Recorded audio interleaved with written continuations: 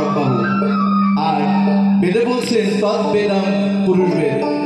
আর সাইজি বলছেন ও তুই ডুবলে পরে রতন পাবি, ডুবলে পরে রতন পাবি, ডুবলে পরে রতন পাবি, ভাসলে পরে পাবি না, পাবি না। দিল দরিয়ার মাঝে দেখলাম মাধব কারখানা গো, দিল দরিয়ার মাঝে দেখলাম মাধব কারখানা।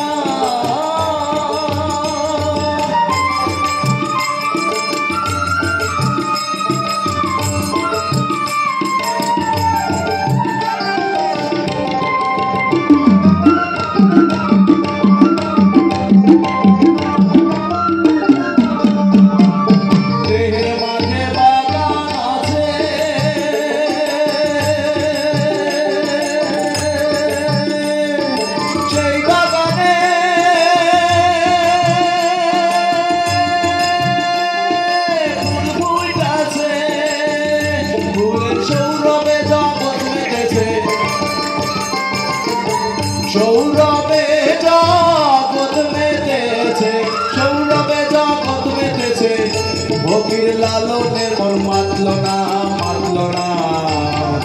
দিল দরিয়ার মাঝে দেখলাম মাধব কারখানা গো, দিল দরিয়ার মাঝে দেখলাম মাধব কারখানা। ও তুই ডুবলে পরে রতন পাবি, ডুবলে পরে রতন পাবি, ডুবলে পরে রতন পাবি, ভাসলে পরে পাবি না, পাবি না। দিল দরিয়ার মাঝে দেখলাম মাধব কারখানা গো, দিল দরিয়ার মাঝে দেখলাম মাধব কারখানা।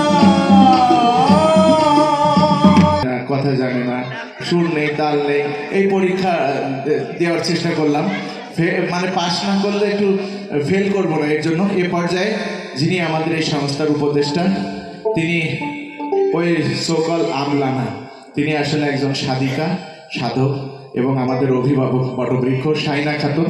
এরপরে আমরা দেলোয়ার বয়াতির গান শুনবো, আর তারপর অরণ্য আব্বাসের গান শুনবো।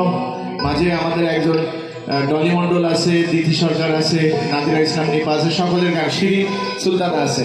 আমরা চেষ্টা করবো সাইজির গান 3 অন্তরা না করে অন্তত 2 অন্তরা করলে অন্য সুযোগ পাবে।